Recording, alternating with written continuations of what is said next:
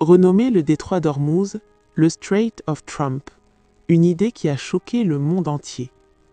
Mais derrière cette déclaration, Donald Trump perd-il réellement la tête ou est-ce un calcul savamment orchestré pour attirer l'attention et façonner son image à l'international?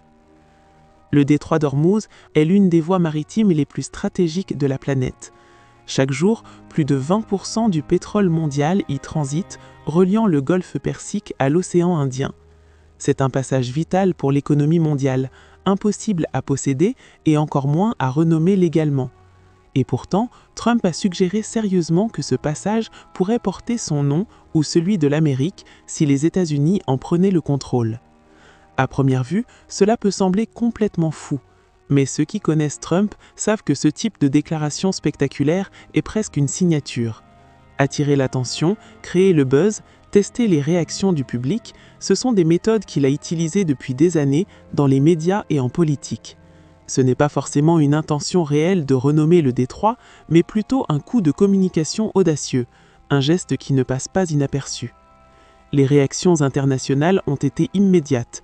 Aux États-Unis, certains applaudissent, trouvant l'idée audacieuse et provocatrice, tandis que d'autres la jugent narcissique, inutile et risquée. À l'étranger, la situation est encore plus complexe.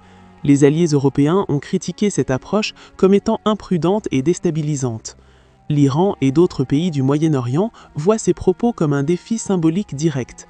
Même si, légalement, personne ne peut renommer le détroit, l'effet psychologique et politique de cette déclaration est réel.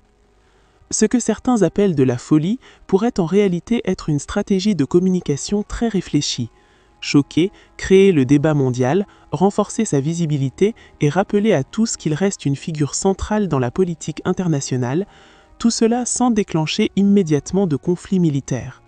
C'est une forme de provocation symbolique qui illustre parfaitement l'influence de Trump sur les perceptions publiques et les médias.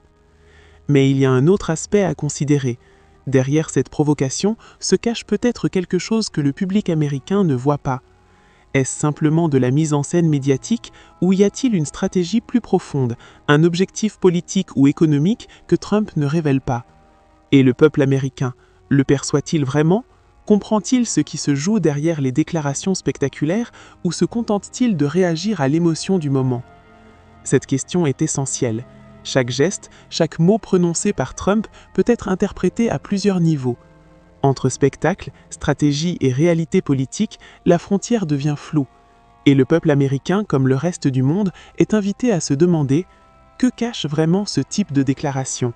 Est-ce un simple coup médiatique ou bien quelque chose de plus complexe, calculé et potentiellement inquiétant? Alors, fou ou stratège? Provocateur ou manipulateur?